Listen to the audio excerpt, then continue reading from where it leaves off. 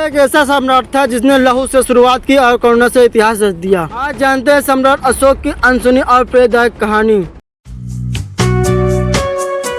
अशोक का जन्म लगभग 304 ईस्वी में हुआ था। वे सम्राट बिंदुसार रानी धर्मा के पुत्र थे। बिंदुसार के 101 पुत्र में से अशोक को शुरू से ही सत्ता से दूर रखा गया, लेकिन उन्होंने तक्षशिला और अवंती जैसे बिंदुसार की मृत्यु के बाद उत्तराधिकारी को लेकर संघर्ष छिड़ा। अशोक ने अपने भाइयों को पराजित करके 268 ईस्वी पूर्व में उसने मौर्य सम्राट बने।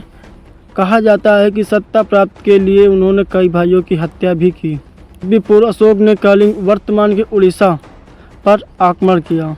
इस युद्ध में 1 लाख लोग मारे गए और लाखों घायल हुए। इस भीषण नरसंहार ने अशोक के हृदय को झकझोर कर दिया। यह वही क्षण था जब युद्ध प्रिय सम्राट शांति का राय अपना बनाने लगे। कलिंग युद्ध के बाद अशोक ने हिंसा का मार्ग त्याग दिया।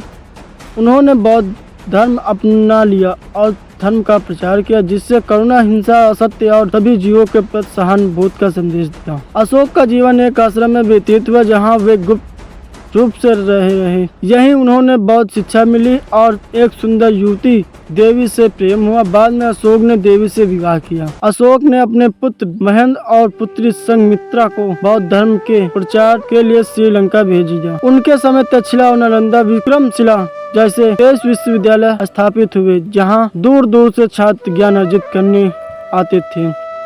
सत्ता संभालने की अशोक ने अपने साम्राज्य को असम से लेकर ईरान सीमा तक फैला दिया। सिर्फ 8 सालों में अशोक की मृत्यु 232 ईस्वी पूर्व में हुई। उनकी मृत्यु के बाद मौर्य समाज धीरे धीरे कमजोर होता गया, लेकिन अशोक का नाम आज भी अमर है, ऐसे राजा के रूप में जिसने तलवार को अपनाया। अशोक की गाथा हमें यह सिखाती है, सच्ची महानता सिर्फ जीतने में नहीं बल्कि सही राह चुनने में है। अगर आपको यह कहानी प्रेरणादायक लगी हो तो लाइक करें, शेयर करें और चैनल को सब्सक्राइब करना बिल्कुल भी ना भूलें। जय हिंद, वंदे मातरम।